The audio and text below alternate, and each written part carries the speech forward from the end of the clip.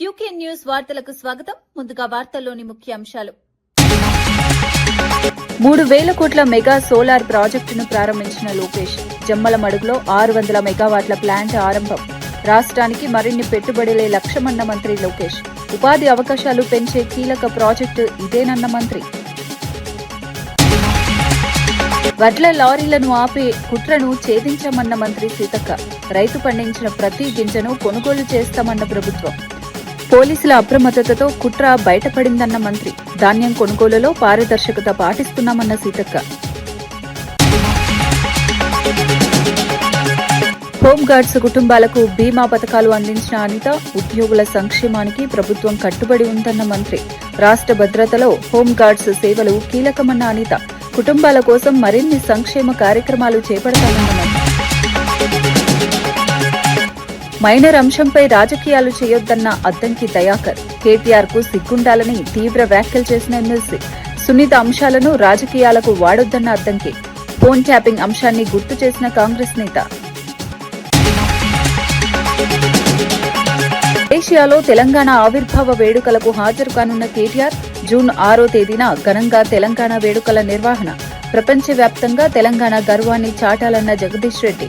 మలేషియాలో వేడుకలను విజయవంతం చేయాలని పిలుపు. వైఎస్సార్ కడప జిల్లా జమ్మలమడుగులో నిర్మించిన ఎస్ఏఈఎల్ లిమిటెడ్ 600 మెగావాట్ల మెగా సోలార్ పవర్ ప్రాజెక్టును మంత్రి నారా లోకేష్ ప్రారంభించారు. 3,000 కోట్ల రూపాయల భారీ పెట్టుబడితో 2,400 ఎకరాల్లో ఈ ప్రాజెక్టు నిర్మించారు. కేవలం 11 నెలల్లో ప్రాజెక్టును పూర్తి చేయడం విశేషమని తెలిపారు. రాష్ట్రంలో పారిశ్రామిక అభివృద్ది, ఉపాధి అవకాశాల పెంపుకు ఈ ప్రాజెక్టు ఉపయోగపడుతుందని పేర్కొన్నారు. పునరుత్పాదక ఇంధన రంగంలో ఇది కీలక మైలురాయిగా నిలుస్తుందని వెల్లడించారు. రాష్ట్ర అభివృద్దికి మరిన్ని పెట్టుబడులు తీసుకురావడమే లక్ష్యమన్నారు. Tirupati economic region. Today in the Tirupati economic region, we have got companies that make air conditioners. We got Royal Enfield. We got fighter jet manufacturing companies. That is the power of Rayalaseema. Our only agenda is to make Rayalaseema Ratnalasema, and that is only possible by our Honorable Chief Minister. Second, as SAL management knows, we truly deliver on the promise of speed of doing business. While other states less on their laurels of ease of doing business, we mean on speed of doing business. This project is a testimony of speed of doing business. That is why in 11 months, we are able to now cut the ribbon and dedicate this project to the nation. And this project is not an oasis. We have attracted the single largest FDI investment ever in Indian history. That is Google's investment in Visakhapatnam. We also got India's first green steel plant, ArcelorMittal plant, south of Visakhapatnam, and we closed that deal over a Zoom call. So we welcome SAL to further expand in only the state of Andhra Pradesh and give us the first right of refusal for all your future investments here. And the third reason why you should choose Andhra Pradesh is what I call double engine bullet train sarkar. While quite a few states in India have double engine train sarkars, only Andhra Pradesh has double engine bullet train sarkars. While in other states, Namo means Narendra Modi ji, only in Andhra Pradesh, Namo means Naidu ji and Modi ji jodi. That is why we are able to ground projects, that is why we are able to move fast, that is why we are able to show to the world that India can do things at a pace that the world itself has not seen. As the leadership on the dais is aware, we are building 22 clusters, a very thematic approach where we want to bring industries to look at a very vertical integrated approach within a 100-kilometer radius and a horizontal coming in where skilling, education, testing is going to play a very, very important role. So ranging from renewable energy to glass manufacturing to automotive manufacturing, now to fighter jets manufacturing, we are building 22 such ecosystems in the great state of Andhra Pradesh. And I still remember my first interaction with the leadership of SAEL. It was very interesting that I met your employees at the Telecom Operators Association meeting. It's a very chance meeting that I had. But then I understood the passion that the leadership has. the sense of intent. Jagan తన కుటుంబంలో జరిగిన మరణాలకు చంద్రబాబు కారణమంటూ చేస్తున్న ఆరోపణలపై ప్రజలు అసహనం వ్యక్తం చేస్తున్నారని కేశినేని చిన్ని అన్నారు. ఒకే రోజు 300 కుటుంబాలను నిరాశ్రయులను చేసిన చరిత్ర వైఎస్ రాజారెడ్డిదని ఆరోపించారు. ఇవాళ రాజారెడ్డిని చంపిన వారే వైఎస్సార్సీపీలో ఉన్నారని వ్యాఖ్యానించారు. వైఎస్సార్ హెలికాప్టర్ ప్రమాదం వెనుక కూడా అప్పట్లో అనేక అనుమానాలు వ్యక్తమయ్యాయని గుర్తు చేశారు. రిలయన్స్ సంస్థపై కార్యకర్తలను రెచ్చగొట్టి దాడులు చేయించింది జగనేనని ఆరోపించారు. ఇన్ని జరిగినా వాటికి చంద్రబాబును కారణం అనడం విడ్డూరమన్నారు. జగన్ వ్యాఖ్యలను ప్రజలు నమ్మరని స్పష్టం చేశారు. ఒకే రోజులో చేసిన చరిత్ర రాజారెడ్డి గారిది. ఫ్యాక్షన్ మనస్తత్వం, ఫ్యాక్షన్ హత్యలు, ఎన్నో హత్యలు చేసిన చరిత్ర రాజారెడ్డి గారిది. మరి అదే రాజారెడ్డి గారి హత్యా కేసులో ముద్దాయిగా ఉన్న వ్యక్తి, ప్రథమ ముద్దాయి అనుకున్న వ్యక్తి మరి ఎక్కడున్నారో మన అందరికీ తెలుసు. తప్పకుండా ఇవాళ వైఎస్ఆర్సీపీలో ముఖ్య నాయకుడిగా వెలుగొందుతున్నారు. ఇక రెండోది గౌరవ రాజశేఖర్ రెడ్డి గారి హత్య. నిజంగా చూస్తే చాలా ఆశ్చర్యం, చాలా బాధ కలిగే విషయం. ఎందుకంటే రాజశేఖర్ రెడ్డి గారు ఆ రోజు ముఖ్యమంత్రిగా ఉన్నారు. ముఖ్యమంత్రిగా ఉన్న సమయంలో హత్య ఆయన హెలికాప్టర్ యాక్సిడెంట్లో చనిపోయారు. ఆ చనిపోయినప్పుడు కూడా ఈయన చుట్టూ ఉన్న పెద్ద పెద్ద నాయకులు, ఇప్పుడు ఎవరైతే ఆయన చుట్టూ ఉన్న నాయకులు ఉన్నారో పెద్ద నాయకులు అందరూ కూడా, ఈయన పార్టీలో పెద్ద పెద్ద పదవుల్లో ఉన్న నాయకులందరూ కూడా ఆ రోజు ఒకటే చెప్పారు, మాకు జగన్ రెడ్డి మీద చాలా డౌట్ ఉందని ఆ రోజే వారు వ్యాఖ్యానించడం జరిగింది. నిజంగా మరి మీ పార్టీలో ఇప్పుడు వాళ్ళందరూ కూడా చాలా సీనియర్ నాయకులుగా ఉన్నారు. అటువంటి సీనియర్ నాయకుల వ్యాఖ్యలను మరి ఏ విధంగా అర్థం చేసుకోవాలో మరి మీరే అర్థం చేసుకోవాల్సిన విషయం. వాళ్ళందరూ కూడా పెద్ద పెద్ద పదవుల్లో మీ దగ్గర పదవులు అనిపిస్తున్నారు. ఇక రాజశేఖర రెడ్డి గారి హత్యలో ఆ రోజు చూసాం, రిలయన్స్ వారు చేశారని ఎంతోమంది కార్యకర్తల్ని రిలయన్స్ దుకాణాల మీద దాడి చేపించింది ఈ జగన్ రెడ్డా కాదా? మరి అదే జగన్ రెడ్డి, మరి అదే రిలయన్స్కు చెందిన పరిమళ నత్వానికి కాకుండా ఇంటికి వస్తే ఎదురుగా వెళ్ళి అంబానీ గారిని ఇంట్లోకి తీసుకెళ్ళి చక్కటి భోజనం విందు ఇచ్చి చక్కగా ఆహ్వానించింది నువ్వు కాదా జగన్ రెడ్డి? ఏమయ్యా జగన్ రెడ్డి గారు, ఏమనుకుంటున్నారో ప్రజలు నీకు అర్థం కావట్లేదా? ఇప్పుడు రాజశేఖర్ రెడ్డి హత్య కేసులో ప్రధాన ముద్దాయిగా అని మీరు ఆరోపించిన రిలయన్స్ వారికి మేము ఆరోపించట్లా, ఎందుకంటే వారు అటువంటి కార్యక్రమాలు చేయరని మాకు తెలుసు. రిలయన్స్ అది ఒక యాక్సిడెంట్ కింద మేము భావిస్తాం. నువ్వు ఆరోపించిన వ్యక్తికి నువ్వు ఎదురు వెళ్ళి స్వాగతం పలికి విందు ఇచ్చి ఇది నువ్వు కాదా? బాలిక అంశాన్ని రాజకీయ ప్రయోజనాల కోసం వాడుకోవడం సరికాదని ఎమ్మెల్సీ అద్దంకి దయాకర్ వ్యాఖ్యానించారు. కేటీఆర్ కు సిగ్గుండాలని తీవ్ర వ్యాఖ్యలు చేశారు. చట్ట ప్రకారం జరిగిన అరెస్టును కూడా రాజకీయ లబ్ది కోసం ఉపయోగిస్తున్నారని ఆరోపించారు. గత ప్రభుత్వ హయాంలో ఫోన్ ట్యాపింగ్ కారణంగా అనేక మంది సెలబ్రిటీల కుటుంబాలు దెబ్బతిన్నాయని పేర్కొన్నారు. బండి సంజయ్ బీజేపీతో కలవడానికి అడ్డుగా ఉన్నారనే ఉద్దేశంతోనే ఈ డ్రామాలు జరుగుతున్నాయా అని ప్రశ్నించారు. గతంలో తప్పులు చేసి తప్పించుకున్న వారిని కూడా ప్రజలు మరచిపోలేదన్నారు. రాజకీయాల కోసం సున్నితమైన అంశాలను వాడుకోవద్దని సూచించారు. తెలంగాణ ప్రజల దురదృష్టం, మిమ్మల్ని తెలంగాణ భరించలేకపోతున్నదిరా నాయన. మీ కథలు ఎట్లాంటి నాటకాలు ఏడబేనుకొని వస్తుండ్రో, ఈ మాటలు ఎక్కడి నుంచి తెస్తున్నారో. ఊరి మీద రచ్చబండ మీద తిట్లు తిట్టినా కూడా మీకు ఇంకా సిగ్గు రావట్లే. బండి భగీరథ్ గురించి మాట్లాడుతున్నాడు ఈయన. ఆ మాట్లాడే నైతిక హక్కు నీకుందా అని ఒక్కసారి నా గుండె మీద చేసుకొని ఆలోచించినవా? ఈ హక్కు నాకుందా అని. నువ్వు మహిళల గురించి మాట్లాడు. నీ ప్రభుత్వ హయాంలోనే కదా ఫోన్ ట్యాపింగ్ అయ్యి ఎన్నో కాపురాలు కూలింది. ఎంతోమంది సినిమా వాళ్ళది, హీరోయిన్లది ఇప్పటికీ నడుస్తూ ఉంటుంది. నీ పేరు ఏదో అంటూ ఉంటారు కదా ఊకే. నువ్వు మాట్లాడుతున్నావు. ఏమైంది ఇప్పుడు అక్కడ? చట్టం ప్రకారం అరెస్ట్ అయిన దాంట్లో రంధ్రాన్వేషణ చేసి మైనర్ బాలిక అంశాన్ని కూడా రాజకీయాలకు వాడుకునే ఒక దరిద్రపు రాజకీయ నాయకునిగా మారిపోయినావు నువ్వు. బండి సంజయ్ బీజేపీతో మీరు కలవడానికి అడ్డంకా? అందుకనేనా ఇదంతా? ఈ ట్రాప్ అంతా చేసి దాని వెనుక ఉన్న కథలన్నీ అల్లేది పుసుక్కున మీరేనా? ఏంది ఇంత మీకు భుజాలు తడుముకుంటున్నారు? ఇలా కవిత బీజేపీతో పొత్తొద్దన్నందుకే కదా పట్టించుకోకుండా వెళ్ళగొట్టింది. కొమరంభీం ఆసిఫాబాద్ జిల్లాలో నకిలీ పత్తి విత్తనాల ముఠా గుట్టురట్టయింది. సిర్పూర్ యు ప్రాంతంలో ₹1,00,000 విలువైన 5.45 క్వింటాళ్ల నకిలీ విత్తనాలను అధికారులు స్వాధీనం చేసుకున్నారు. వాహన తనిఖీల్లో 152 ప్యాకెట్లు పట్టుబడ్డాయి. వ్యవసాయ శాఖ అధికారులు పరిశీలించగా ప్రభుత్వ అనుమతులు, క్యూఆర్ కోడ్ లేని విత్తనాలను గుర్తించారు. కేసు దర్యాప్తులో భాగంగా మరిన్ని విత్తనాలను స్వాధీనం చేసుకున్నారు. 2 నిందితులను అరెస్ట్ చేసి రిమాండ్కు తరలించారు. రైతులు గుర్తింపు పొందిన దుకాణాల నుంచే విత్తనాలు కొనుగోలు చేయాలని ఎస్పీ నితికా పంత్ సూచించారు. రైతులు అప్రమత్తంగా ఉండాలని అధికారులు హెచ్చరించారు. అంటే hologram, QR code, lot number, batch number అన్ని డీటెయిల్ ఐడెంటిఫికేషన్ మార్క్స్ లేవు. అగ్రికల్చర్ ఆఫీసర్ కూడా ఇది కన్ఫర్మేషన్ ఇచ్చారు కి అన్ని నకిలీ పత్తి విత్తనాలు ఉన్నాయి. ఇంకా ఫర్దర్ అది డిఎస్పీ అశోక్ మార్గదర్శనంలో ఫర్దర్ దర్యాప్తు చేశారు. వాళ్ళ ఇంటరోగేషన్ అప్పుడు ఇంకా ఇన్ఫర్మేషన్ వచ్చింది మన దగ్గర. టోటల్ తెలిసింది కి టోటల్ 6.75 క్వింటల్ సిర్పూర్ యూకి ఇద్దరు తీసుకువచ్చారు. ఇది హౌస్ సర్చ్ చేసినప్పుడు ఇంకా రికవరీ దొరికినాయి.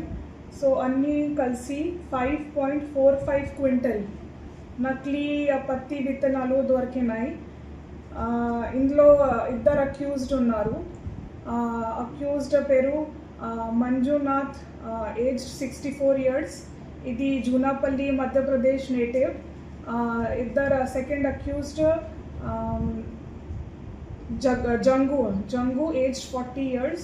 ఇది సిర్పూర్ యూ లోకల్ ఉన్నారు. तो ఇది ఇద్దరు కలిసి ఫాస్ట్ మనీ కోసం ఈ నకిలీ పత్తి విత్తనాలు ఇక్కడే అమ్మించడానికి ఇక్కడే తీసుకువచ్చారు. ఈ మొత్తం ఈ టీంలో విక్రమ్, ఎన్ నాగేంద్ర బాబు కానిస్టేబుల్, ఇంకా కే నాగేంద్ర కానిస్టేబుల్, ఇది డిఎస్పీ అశోక్ మార్గదర్శనంలో ఈ ముగ్గురు కలిసి చాలా మంచి పని చేశారు. ఇది అన్ని ప్రజలకి ఒక అభ్యర్థ ఉంది కి అన్ని సీడ్స్ గవర్నమెంట్ అప్రూవ్డ్ బయర్స్ నుంచి, గవర్నమెంట్ అప్రూవ్డ్ డీలర్స్ నుంచి కొనండి. అంటే ఈ నకిలీ సీడ్స్ వద్దండి. అండ్ ఇంకా ఇప్పటి వరకు ఆసిఫాబాద్లో టోటల్ 13.25 క్వింటల్ నకిలీ పత్తి విత్తనాలు దొరికినాయి ఇప్పటి వరకు. ఈ సిర్పూర్ యూ టీం చాలా మంచిగా పని చేశారు. దానికోసం చాలా ధన్యవాదాలు. Thank you. మాజీ ఎమ్మెల్యే ఆల వెంకటేశ్వర్ కాంగ్రెస్ ప్రభుత్వంపై తీవ్ర విమర్శలు చేశారు. కాంగ్రెస్ పాలన చూసి ప్రజలు తీవ్ర ఇబ్బందులు పడుతున్నారని ఆరోపించారు. రేవంత్ ప్రభుత్వంపై నమ్మకం లేక రియల్ ఎస్టేట్ వ్యాపారులు కూడా ఫ్యూచర్ సిటీ వైపు రావడం లేదన్నారు. కాంగ్రెస్ పార్టీకే ఫ్యూచర్ లేదని, అది ఫ్యూచర్ సిటీ కాదు, ఫ్యూచర్ పిటి అంటూ ఎద్దేవా చేశారు. రాబోయేది మళ్లీ బీఆర్ఎస్ ప్రభుత్వమేనని ధీమా వ్యక్తం చేశారు. కాంగ్రెస్ ప్రభుత్వం ప్రజల్లో విశ్వాసం కోల్పోయిందని ఆరోపించారు. ఆయన వ్యాఖ్యలు రాష్ట్ర రాజకీయాల్లో చర్చనీయాంశంగా మారాయి. అధికారంలోకి వస్తే 13,500 ఎకరాలు ఏదైతే ఫార్మాసిటీ కొరకు తీసుకున్నారో అదంతా రిటర్న్ తీసుకొని మళ్ళీ రైతులకు ఇస్తామని చెప్పారు. కానీ అలా ఫార్మాసిటీ నిర్మించకుండా అదే పొలాల్లో ఫ్యూచర్ సిటీ అని రియల్ ఎస్టేట్ వ్యాపారం చేసే ప్రయత్నం చేస్తున్నారు. కాబట్టి అది నిలబడేది కాదు, ఉండేది కాదు, అయ్యేది కాదు, పోయేది కాదనే చాలా స్పష్టంగా హరీష్ రావు గారు చెప్పారు. ఇలా సందర్భం వచ్చింది ఫ్యూచర్ గురించి, ఫ్యూచర్ సిటీ గురించి చెప్పే ప్రయత్నం హరీష్ రావు గారు చేస్తే ఎన్ఎం గారు చాలా అంటే ఘోరమైన భాషతో మాట్లాడుతూ ఉన్నాడు. ఉన్నది వాస్తవాలు చెప్పే ప్రయత్నం చేసే ప్రయత్నమే చేసిండు హరీష్ రావు గారు. ఎన్ఎం ఏమంటాడు, మీ పార్టీ వచ్చేది లేదు, సచ్చేది లేదు అంటున్నాడు. నిజంగానే మరి మా పార్టీ వచ్చేది సచ్చేది లేకపోతే ఎందుకంత ఉలికిపాటు, మీకు ఎందుకంత భయపడుతున్నారు, ఎందుకంత టెంప్ట్ అయిపోతున్నారు? మీ 2.5 ఏళ్ల పాలన చూసిర్రు, మీకు అనేది ఒక ఫ్యూచర్ లేదు, మీ పార్టీకి ఫ్యూచర్ లేదు, ప్రజలకి మంచి చేయాలన్న ఆలోచన కూడా లేదు. ప్రజలకు అర్థమైపోయింది. అందుకే ప్రజలు కూడా పెద్ద ఎక్స్పెక్టేషన్ మీ గురించి పెట్టుకోవట్లే, మీ ప్రభుత్వం మీద పెట్టుకోవట్లే. గన్ని బ్యాగులు ఇయ్యనోళ్ళు, సంచులే అంటే వడ్ల సంచులే సరిగ్గా ఎత్తలేకపోయిన వాళ్ళు రేపు ఇంకా 2.5 సంవత్సరాల్లో మాకు ఏమీ చెయ్యరు అనేది స్పష్టంగా రైతులకు అర్థమైపోయింది. రాష్ట్రంలో ఏ ఒక్క వర్గం అన్నా ఇయ్యాలటికి సంతోషంగా ఉందా మీ ప్రభుత్వంలో? చచ్చిన శవంతో సమానం మీ పార్టీ. జ్ఞాపకం పెట్టుకోండి, మీరు 100కు 100% రేపు రాబోయేది మళ్ళీ బీఆర్ఎస్ పార్టీ ప్రభుత్వమే. ప్రజలకు అర్థమైపోయింది. మేము 10 ఏళ్ళు పనిచేసిన తర్వాత 1.8% తోటి మా ప్రభుత్వం పోయింది. ఇంకా వేరే రాష్ట్రాల్లో 5 ఏళ్ళకే మార్చినారు. కానీ మేము 10 ఏళ్ల తర్వాత కూడా బ్రహ్మాండమైన రిజల్ట్, దాదాపు 38 మంది ఎమ్మెల్యేలు గెలిచినారు. కానీ ఇవాళ మీ ప్రభుత్వం 2.5 ఏళ్ల పాలన చూసిన తర్వాత ప్రజలు ఎంత అసహించుకుంటున్నారో, ఎందుకు తెచ్చుకున్నామని ఎంతమంది బాధపడుతున్నారో ఫీల్డ్లోకి పోతే మీకు అర్థమవుతుంది, ప్రజల మధ్యలోకి పోతే అర్థమవుతుంది. ప్రజలకు అర్థమైపోయింది మళ్ళీ కేసీఆరే రావాలి, ఈ రాష్ట్రాన్ని రక్షించాలి, రాష్ట్రంలో ఉన్న రైతులను కానీ అన్ని వర్గాలని కడుపులో పెట్టుకొని చూసుకునే మనస్తత్వం ఉన్న ఒకే ఒక నాయకుడు కేసీఆర్ అనేది తెలంగాణ ప్రజలకు అర్థమైపోయింది. కాబట్టి 100కు 100% రాబోయేది బీఆర్ఎస్ పార్టీ అధికారంలోకి, 100% కాబోయే సీఎం కేసీఆర్ గారే. 100% హరీష్ రావు గారు చెప్పారు మా గవర్నమెంట్ వస్తే 100% ఫ్యూచర్ సిటీ ఏదైతే ఫ్యూచర్ పిటీగా ఉన్న ఫ్యూచర్ సిటీ గురించి మాట్లాడుతుండో అది రద్దు చేస్తామని. 100% చాలా ప్రభుత్వాలు అవే చేసినాయి. నిన్నగాక మొన్న విశాఖపట్నంలో హోంమంత్రి వంగలపూడి అనిత చేతుల మీదుగా హోంగార్డ్స్ కుటుంబాలకు ఉచిత ఆరోగ్య బీమా పాలసీల పంపిణీ కార్యక్రమం జరిగింది.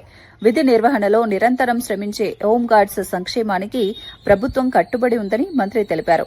హోంగార్డ్స్ సేవలు రాష్ట్ర భద్రతకు ఎంతో కీలకమని పేర్కొన్నారు. వారి కుటుంబాల సంక్షేమం కోసం మరిన్ని కార్యక్రమాలు చేపడుతున్నామని వెల్లడించారు. ఆరోగ్య పరిరక్షణ కోసం ఉచిత బీమా పథకాలు ఉపయోగపడతాయని చెప్పారు. ప్రభుత్వం ఉద్యోగుల సంక్షేమాన్ని ప్రాధాన్యంగా తీసుకుంటోందని స్పష్టం చేశారు. ఈ కార్యక్రమంలో పలువురు అధికారులు, సిబ్బంది పాల్గొన్నారు.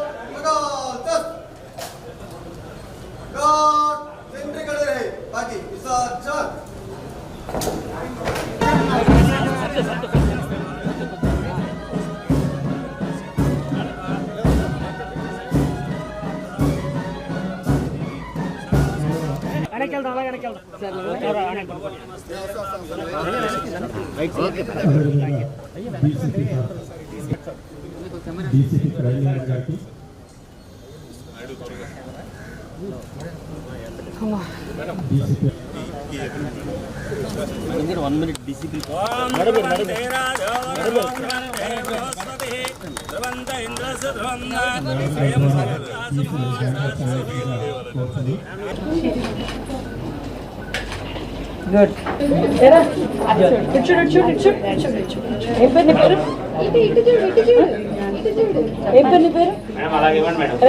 పోలీసు వాళ్ళ పిల్లలు గట్టిగా ఉండాలిరా, భయపడకూడదు. లేదు లేదు పర్లేదు, తీసుకోమ్మా తీసుకో సార్.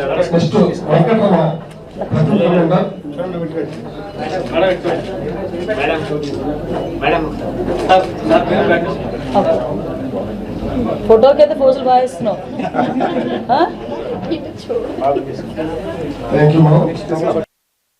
మా సిపి గారి టీంకి, డీసీపీలకి, ఏసీపీలు అందరికీ కూడా వాళ్ళు కృతజ్ఞతలు తెలియజేసుకోవడం, ఆ మంచి కార్యక్రమంలో నేను కూడా పాలు పంచుకునే ఒక మంచి అవకాశం కలిగినందుకు నిజంగా చాలా సంతోషంగా ఉంది, చాలా ఆనందంగా ఉంది. వీళ్ళే కాదండి, ఈరోజు మేము కూడా ఒకటి ఆలోచిస్తున్నాం. ఈ పోలీస్ వెల్ఫేర్కి సంబంధించి పోలీస్ పిల్లలు చదువుకోవడానికి కూడా వాళ్ళకి కూడా ఒక మంచి అవకాశాలు ఇవ్వాలని ఇందాకే నేను, సిపి గారు, టీం అందరం కూడా మాట్లాడుకున్నాం.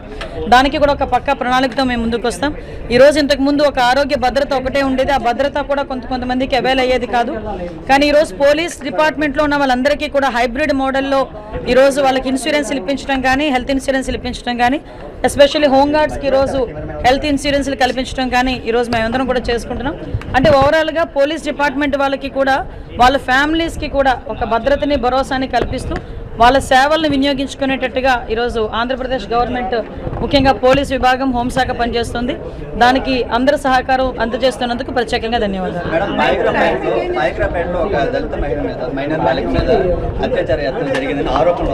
ఎస్, దయచేసి మీరు ఆ ఒక్క విషయంలో ఆరోపణ అన్నందుకు మీకు చాలా ధన్యవాదాలు తెలియజేసుకుంటున్నాను. అక్కడ ఏం జరిగింది అన్నది మొత్తం డిపార్ట్మెంట్ వాళ్ళు చెప్పారు.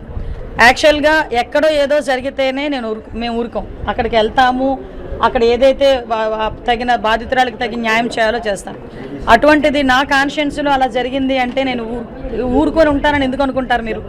ఫస్ట్ ఆఫ్ ఆల్ మొన్న రాత్రి నాకు ఇన్ఫర్మేషన్ ఎలా వచ్చింది, ఏం జరిగింది అన్నది కూడా క్లియర్గా ఎంక్వైరీ చేస్తే దానికి వెనకతల చాలా ఇష్యూస్ ఉన్నాయి. కానీ అమ్మాయి మీద ఎటువంటి సెక్షువల్ అసాల్ట్ కూడా జరగల. ఆ విషయం అయితే డిపార్ట్మెంట్ నుంచి నాకు క్లియర్గా వచ్చింది. సో దానికి తగ్గట్టుగానే ఎంక్వైరీ కూడా జరుగుతుంది. అతి త్వరలోనే దానికి ఉన్న పూర్వపరాలు, దాని నిజాలన్నీ కూడా వీలైతే నేనే చెప్తా. కానీ అంతవరకు కూడా ఒక ఆడబిడ్డ మీద, అది 11 సంవత్సరాల ఆడబిడ్డ మీద అనవసరంగా అలా జరిగింది, ఇలా జరిగింది, అత్యాచారం జరిగింది, సామూహిక అత్యాచారం జరిగింది, అలాంటి పదాలు ఉపయోగించొద్దని మాత్రం ఒక ఆడబిడ్డ తల్లిగా, ఒక హోంశాఖ మంత్రిగా, ఒక మహిళగా నేను కోరుకుంటున్నా. ఎందుకంటే ఎవరింట్లో ఆడపిల్లైనా ఆడపిల్లే. అక్కడ జరగనిది జరిగినట్టుగా మనం మాట్లాడుకోకూడదు. దీనికి సంబంధించిన అన్ని విషయాలని కూడా మీతో నేను సపరేట్గా మళ్ళీ మాట్లాడతాను, ఎందుకంటే ఇన్వెస్టిగేషన్ జరుగుతుంది. మా ఎస్పీ గారు మీతో అన్ని విషయాలు మీరు మాట్లాడారు. యాక్చువల్గా కొంతమందికి ఏమైందంటే మీడియా అటెన్షన్ ఉండాలి, లేకపోతే దాన్ని బేస్ చేసుకొని సంపాదించుకోవాలి అన్న ఆశ. అది రెండు కోణాల్లో కూడా మేము ఆలోచన చేసుకుంటున్నామండి. ఎందుకంటే దీని వెనకాతల అంటే అతని ఇంటెన్షన్ ఏంటి? కడప నుంచి ఇక్కడికి వచ్చాడు, అతను పాస్టరే కానే కాదు. అటువంటి పాస్టర్ కాని వ్యక్తి అక్కడ కన్వర్షన్స్ని కొంచెం ఎంకరేజ్ చేయడానికి అమాయకమైన గిరిజనుల దగ్గరికి వచ్చి అదిని అక్కడ చేయడమే కాకుండా అతని మీద దాడి జరగకుండానే దాడి జరిగింది అని అతనే క్రియేట్ చేసుకోవటం, ఇవన్నీ కూడా పోలీసులు నిజంగా నేను ఎస్పీ మా అల్లూరి సీతారామరాజు ఎస్పీ గారిని ప్రత్యేకంగా అభినందిస్తున్నా. ఎందుకంటే ఇది ఎంతవరకు దారి తీయడానికి కూడా చాలా మంది ప్రయత్నం చేశారు. ఏదో అంటారు కదా, ఏదో ఇన్సిడెంట్ జరిగిన వెంటనే వచ్చి కూర్చుంటారు, దాన్ని సాల్వ్ చేయడానికి కూర్చోరు, కానీ దాని మీద ఏదో ఎలిగేషన్ చేయడానికి చూస్తారు. దాన్ని కమ్యూనల్ వైలెన్స్గా కూడా తీసుకురావడానికి చాలా మంది ప్రయత్నాలు చేశారు. ఒకటి మాత్రం నిజం, దీని వెనకాతలు ఎవరున్నారన్నది మాత్రం అతి త్వరలో మాకు తెలుస్తుంది. వాళ్ళు మాత్రం వదిలిపెట్టారు. కుట్రకోణం మేము అలాగే ఇప్పుడు కుట్రకోణం ఉంది కాబట్టే కదా, లేకపోతే అతని మీద దాడి చేయించుకొని వీడియోలు తీసుకొని ఇంకా మనిషిని అక్కడ నుంచి తీసుకొచ్చి హాస్పిటల్లో జాయిన్ చేయలేదు. ఇమీడియట్గా అన్ని గ్రూప్స్కి సెపరేట్గా చేసుకొని అతనుకున్న ఫైనాన్షియల్ ట్రాన్సాక్షన్స్ ఎలా జరుగుతున్నాయి, అతను ఎందుకు ఏ బేస్ మీద చేశారు, అతని వెనకాతలు ఎవరైనా చేయించారా, దీనికి రాజకీయ కోణం ఏమైనా ఉందా, కుట్ర కోణం ఏమైనా ఉందా, అన్ని విషయాలు కూడా అతి త్వరలో బయటపడతాయి. కానీ ఒకటి చెప్తున్నానండి, ఇది ఎన్డీఏ గవర్నమెంట్, గౌరవ ముఖ్యమంత్రి గారు చంద్రబాబు నాయుడు గారు ఇక్కడ ముఖ్యమంత్రి గారు, ఇలాంటి ఆటలు సాగే పరిస్థితి లేదు. దయచేసి అందరూ కూడా అప్రమత్తంగా ఉంటే బెటర్. ఇలాంటి ఆలోచన లేదని ఉంటే కనుక పక్కకు తీసేస్తాం. డ్రామా బయటపడింది, బట్ ఏజెన్సీలో గిరిజనులు టార్గెట్ చేసుకుని ఫేక్ పాస్టర్స్ కావచ్చు, కొంతమంది మత మార్పిడులు చేసే ప్రయత్నాలు చాలా ఎక్కువగా పేద రైతుల భూములను లాక్కొని ఆ భూముల్లో రేవంత్ కుటుంబ సభ్యులు, మంత్రులు రియల్ ఎస్టేట్ వ్యాపారం చేస్తున్నారని ఆరోపించారు. రైతుల భూములను అభివృద్ది పేరిట స్వాధీనం చేసుకుంటున్నారని మండిపడ్డారు. ప్రభుత్వ విధానాలు రైతులకు నష్టం కలిగించేలా ఉన్నాయని విమర్శించారు. ప్రజల ప్రయోజనాల కంటే వ్యక్తిగత ప్రయోజనాలకే ప్రాధాన్యత ఇస్తున్నారని ఆరోపించారు. ఈ అంశంపై ప్రభుత్వం స్పష్టత ఇవ్వాలని డిమాండ్ చేశారు. రాజకీయంగా ఈ వ్యాఖ్యలు వేడెక్కించాయి. మీరు కానీ బట్టి కానీ ఇబ్రాహీంపట్నం నియోజకవర్గంలో పోయినప్పుడు ఫ్యూచర్ సిటీ రద్దు చేస్తాం, రైతుల భూములు వెనుకకిస్తామని చెప్పిరా లేదా? వాస్తవమా కాదా చెప్పాలి. మీరు అధికారంలోకి వచ్చిన తర్వాత రైతుల భూములు వెనక్కి ఇవ్వాలా వద్దా? చెప్పిన మాట ప్రకారం నిలబడకుండా ఈరోజు దాని రియల్ ఎస్టేట్ కింద ఫ్యూచర్ సిటీని గతంలో కేసీఆర్ గారు ఉన్నప్పుడే, కేటీఆర్ గారు ఉన్నప్పుడు 14,000 ఎకరాలు, దాని 14,000 ఎకరాలను ఫ్యూచర్ సిటీ కోసం బ్రహ్మాండంగా నిర్మించాలని తలపెడితే ఫార్మాసిటీని చేస్తే ఈరోజు దాన్ని రియల్ ఎస్టేట్ దందాగా చేస్తూ ఉన్నారు. అది ఫ్యూచర్ సిటీ కాదు, రేవంత్ రెడ్డి 4 బ్రదర్స్ సిటీ అది. ఎందుకంటే అక్కడ ఉన్న రేవంత్ రెడ్డి సోదరులు మొత్తం అక్కడున్న అమాయకుల రైతుల దగ్గర డిస్ప్యూట్ ఉన్న ల్యాండ్లు కానీ బెదిరించి ల్యాండ్ అంతా కూడా తీసుకొని వాళ్ళ భూముల ధరలు పెంచుకోనికనే ఫ్యూచర్ సిటీ చేస్తూ ఉన్నారు. రేవంత్ రెడ్డి సోదరులు కానీ, రేవంత్ రెడ్డి కుటుంబం కానీ, అదేవిధంగా మంత్రులకు సంబంధించిన భూములు ఉన్నాయి, అక్కడ కాంగ్రెస్ పార్టీ శాసనసభ్యులకు సంబంధించిన భూములు ఉన్నాయి. ఆ భూములన్నీ కూడా ధరలు పెంచుకోనికనే ఫ్యూచర్ సిటీ చేసారు తప్ప ఏదో దాన్ని ఫ్యూచర్ సిటీ చేసి డెవలప్ చేసి అక్కడ ఇండస్ట్రీలు పెట్టి యువతకు ఉద్యోగం కల్పించే ఉద్దేశం ఏమాత్రం కూడా లేదు. నేను ముఖ్యమంత్రి గారిని ఇప్పుడే ప్రశ్నిస్తూ ఉన్నా, ఇక్కడ క్యాబినెట్ ఉంది, ఇంతకుముందు చెప్పినట్టే ఒక శ్వేతపత్రం విడుదల చేయండి. ఎన్ని పెట్టుబడులు వచ్చినాయి ఫ్యూచర్ సిటీలో? ఈ 2.5 సంవత్సరాల్లో ఫ్యూచర్ సిటీలో ఎంత పెట్టుబడి వచ్చినాయి, ఎన్ని కంపెనీలు మొదలుపెట్టారు? నాకు తెలిసి ఒక్క కంపెనీకి ఏదో ఫౌండేషన్ వేసినాడు తప్ప ఒక్క కంపెనీ కూడా అక్కడ ఇండస్ట్రీ కూడా రాలేదు ఇంతవరకు. పోనీ ఇంతవరకు అన్న రియల్ ఎస్టేట్ అంటున్నారు కదా, మరి రియల్ ఎస్టేట్లో ఎంతమంది లేఅవుట్కి పర్మిషన్ ఇచ్చారు? ఎన్ని హైరేజ్ బిల్డింగ్లకు ఇచ్చారు? విల్లా ప్రాజెక్టులకి ఏమైనా పర్మిషన్ ఇచ్చారా? ఒక్కదానికి కూడా ఒకటి మనోహర్ రెడ్డి గారు కాంగ్రెస్ పార్టీ ఎమ్మెల్యేకి సంబంధించిన మనోహర్ రెడ్డి రియల్ ఎస్టేట్కి సంబంధించి ఒక్క పర్మిషన్ ఇచ్చారు. ఎందుకంటే అక్కడ చాలా అప్లికేషన్ పెట్టినారు వాళ్ళు, కానీ ఎవరు కూడా ఏమో లేదు. ఎందుకు ఇవ్వడం లేదు? 20 to 30% వాళ్ళకి కమిషన్ ఇవ్వాలి. కమిషన్ ఇస్తే తప్ప పర్మిషన్లు ఇవ్వరు. ల్యాండ్ కన్వర్షన్ కూడా 30% ఇవ్వాలి, అప్పుడే ల్యాండ్ కన్వర్షన్ జరుగుతుంది. మరి మీరు వాళ్ళ కమిషన్. జూన్ 6వ తేదీన మలేషియాలో తెలంగాణ రాష్ట్ర ఆవిర్భావ దినోత్సవ వేడుకలను ఘనంగా నిర్వహిస్తున్నట్లు మాజీ మంత్రి జగదీష్ రెడ్డి వెల్లడించారు. ఈ కార్యక్రమానికి బీఆర్ఎస్ వర్కింగ్ ప్రెసిడెంట్ కేటీఆర్ ముఖ్య అతిథిగా హాజరవుతున్నారని తెలిపారు. ఇటీవల అమెరికాలోని డల్లాస్లో నిర్వహించిన తెలంగాణ ఆవిర్భావ వేడుకలు విజయవంతమయ్యాయని గుర్తు చేశారు. పెద్ద సంఖ్యలో తెలంగాణ ప్రజలు పాల్గొన్నారని చెప్పారు. అదే తరహాలో మలేషియాలో కూడా కార్యక్రమాన్ని విజయవంతం చేయాలని పిలుపునిచ్చారు. ప్రపంచవ్యాప్తంగా తెలంగాణ ఆవిర్భావ వేడుకలను జరుపుకోవడం గర్వకారణమన్నారు. తెలంగాణ ఆత్మ గౌరవాన్ని ప్రపంచానికి చాటాలని పేర్కొన్నారు. మొదటి రోజు నుండి కూడా ఈ ప్రభుత్వం ప్రజలు చేస్తున్న ద్రోహాలకు, ప్రజలపై చేస్తున్న దుర్మార్గాలకు వ్యతిరేకంగా ప్రజల తరఫున నిలబడి కొట్లాడుతున్న బీఆర్ఎస్ వర్కింగ్ ప్రెసిడెంట్ కేటీఆర్ గారిని కూడా తప్పకుండా వారైనా వచ్చి మమ్మల్ని అడ్రస్ చేయాలని చూస్తున్న ప్రజలు మరి పెద్ద ఎత్తున కేటీఆర్ గారిని ఫాలో అవుతూ ఉన్నారు. దాంట్లో భాగంగానే మనం డల్లాస్ వెళ్ళినప్పుడు చూసినాం, మొత్తం అమెరికా చరిత్రలోనే ఒక భారతీయ నాయకుడు వస్తే అంత పెద్ద ఎత్తున ప్రజలు హాజరైన సందర్భం చరిత్రలో ఎప్పుడు కూడా లేదు. ₹1 ఖర్చు లేకుండా మొత్తం అమెరికా నలుమూలల నుంచి ఎంత దూరం అయినప్పటికీ, ఎంత వ్యయప్రయాసాలు ఉన్నప్పటికీ కుటుంబాలతో సహా పిల్లల్ని కూడా వెంటబెట్టుకొని వచ్చి ఆ కార్యక్రమాన్ని విజయవంతం చేసిన విషయం మనం చూసినాం. తెలంగాణ ఆవిర్భావ దినోత్సవాన్ని అప్పటి నుండి డిమాండ్ ఉంది. ఒకవైపు యూకే రావాలని, ఆస్ట్రేలియా రావాలని, మలేషియా రావాలని, ఇంకా ఇతర దేశాలకి రావాలని చెప్పి, సరే ఇక్కడ నిరంతరం పోరాటం అవసరమైతే ఉంది. సో ఇవన్నీ చూస్తూనే మరి అక్కడ కూడా తప్పకుండా ఆ మిత్రులను కూడా సదుపరచాల్సిన అవసరం ఉంది, వాళ్ళని కూడా చూసుకోవాల్సిన అవసరం ఉంది. కాబట్టి వాళ్ళు ఇతర దేశాల్లో ఉన్న ప్రతిరోజు తెలంగాణలో ఉన్నట్టుగానే లైవ్ గానే ఉంటున్నారు. మన దగ్గర కంటే వాళ్ళకి తొందరగా వార్తలు చేస్తాయి. ఇక్కడ ఏం జరుగుతుంది, రాష్ట్రం ఏం చేస్తుంది, కేంద్రం ఏం చేస్తుంది అనే విషయాల్ని అన్నిటి కూడా ఎప్పటికప్పుడు ప్రభుత్వం కొనుగోలు చేసిన వడ్లను రైస్ మిల్లులకు తరలించకుండా కొందరు లారీలను అడ్డుకునే కుట్ర పన్నారని మంత్రి సీతక్క ఆరోపించారు. పోలీసుల సమయస్ఫూర్తితో ఆ కుట్రను ఛేదించామని తెలిపారు. రైతు పండించిన ప్రతి గింజను కొనుగోలు చేసే బాధ్యత ప్రభుత్వానిదేనని స్పష్టం చేశారు. ధాన్యం సేకరణలో రైతులకు ఎలాంటి ఇబ్బందులు కలగకుండా గన్ని సంచులు అందిస్తున్నామని చెప్పారు. రైతుల నుంచి వచ్చే ఫిర్యాదులపై అధికారులు వెంటనే స్పందిస్తున్నారని పేర్కొన్నారు. కొనుగోలు ప్రక్రియను పారదర్శకంగా నిర్వహిస్తున్నామని తెలిపారు. రైతుల ప్రయోజనాలే ప్రభుత్వ లక్ష్యమని వెల్లడించారు. జిల్లాలో ఇప్పటి వరకు పెద్దగా డిస్టర్బెన్స్ కాకుండా రైతులు ఓపికతో ఉన్నారు. మేము కూడా ఎప్పటికప్పుడు ఎక్కడ ఏ సెంటర్ నుంచి మాకు లారీ రావడం లేదు, వార్తలు రావడం లేదు అని ఫోన్ వచ్చినా వెంటనే అధికారులు చెప్పడం, మరి ఇటు కలెక్టర్ ఆఫీస్ నుంచి, అటు additional collector Mahender Reddy collector నుంచి, ఇటు ఎవరైనా కావాలని లారీ ఆపి డిస్టర్బ్ చేసే కుట్రలు జరిగితే పోలీసు అధికారులు కూడా వాటిని ఎస్పీల ఆధ్వర్యంలో చేర్చి రైతులకు అందుబాటులో మరి లారీలను కూడా పెట్టి చేయడం జరుగుతూ ఉంది. కాబట్టి ఒక్కొక్కసారి చిన్న చిన్న లోపాలు జరుగుతుంటాయి. కానీ వాటి ప్రతిదాన్ని రాజకీయం కోసం కాకుండా ప్రజలకు ఉపయోగపడే మెరుగైన సూచనలు సలహాలు ఇస్తే బాగుంటుంది. కాబట్టి ఈరోజు ములుగు జిల్లాలో ఇప్పటి వరకు మనం మంచిగా ధాన్యాన్ని కానీ మొక్కజొన్నలు కానీ కొనుగోలు చేసుకోగలిగినాం. రైతులు ఇబ్బంది కాకుండా ఎక్కడైనా నాణ్యత కూడా వెంటనే వాటన్నింటినీ కూడా కొనుగోలు చేయడానికి మరి మనం అన్ని సర్వం సిద్ధం చేసుకొని అదనంగా మరి కొనుగోలు కూడా ఇంకా మనకి ఎక్కువ క్వాంటిటీ కొనే విధంగా కూడా ఆర్డర్స్ బాయిల్ రైస్ వాటికి సంబంధించి కూడా మరి మొన్ననే అదనంగా పర్మిషన్ కూడా ఇవ్వడం జరిగింది.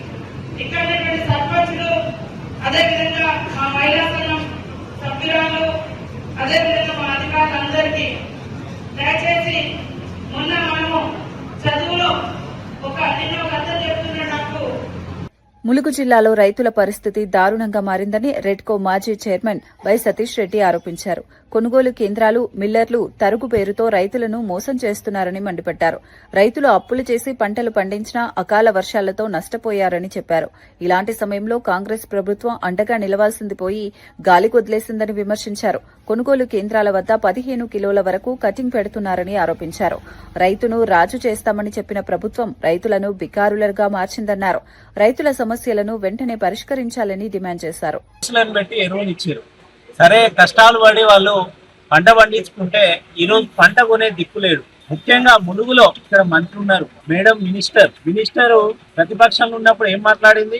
రైతుల కోసం కన్నీరు పెట్టినట్టు మాట్లాడి ఇంత జాలి చూపించి ఓట్లు అడిగారు, వేయించుకున్నారు, అధికారంలోకి వచ్చారు, మంత్రి అయ్యారు. మరి ఇప్పుడు ఏం జరుగుతుంది? ఇక్కడ ఏ రోడ్డుకు పోయినా 1000 ఎకరాలలో పండించిన వడ్లు రోడ్ల మీద ఉన్నాయి, 1000 ఎకరాలలో పండించిన మొక్కజొన్న రోడ్ల మీద ఉన్నాయి. గన్నీ బ్యాగ్లకి దిక్కు లేదు. అమరావతిలో నిర్మిస్తున్న ఐకానిక్ భవనాలపై మంత్రి అచ్చెన్నాయుడు ఆసక్తికర వ్యాఖ్యలు చేశారు. సాధారణ భవనాలకు అమరావతిలో నిర్మిస్తున్న ఐకానిక్ భవనాలకు తేడా ఉండదా అని ప్రశ్నించారు. సాధారణ రోడ్లకు అమరావతిలో వేస్తున్న ఆధునిక రోడ్లకు కూడా స్పష్టమైన తేడా ఉంటుందని పేర్కొన్నారు. అమరావతిని అంతర్జాతీయ ప్రమాణాలతో అభివృద్ది చేయాలన్న లక్ష్యంతో ప్రభుత్వం ముందుకు వెళ్తోందన్నారు. రాజధాని నిర్మాణాన్ని విమర్శించేవారు ముందుగా అక్కడి అభివృద్ది పనులు పరిశీలించారని సూచించారు. అమరావతి కేవలం నగరం కాదని భవిష్యత్ తరాలకు ఉపయోగపడే ప్రాజెక్ట్ అని తెలిపారు. ప్రభుత్వం రాజధాని అభివృద్దికి కట్టుబడి ఉందని స్పష్టం చేశారు. నువ్వు కట్టిన ప్యాలెస్కి పేదవాడు కట్టిన ఇల్లుకి ఒకేలాగా రేటు ఉంటుందంటే దానికి అర్థమే ఉంది. గ్రామీణ ప్రాంతాలు వేసిన రోడ్డుకి, నేషనల్ హైవే రోడ్డుకి, 4 lanes రోడ్డుకి, 6 lanes రోడ్డుకి పక్కన అన్ని ఫెసిలిటీస్, గ్యాస్ పైప్ లైన్స్ అన్నీ వేసినటువంటి రోడ్స్కి ఒకేలా కట్టి ప్రజల్లో అయోమయాన్ని క్రియేట్ చేస్తున్నాం. దాన్ని కూడా వదలం, అన్నీ చెప్తాం.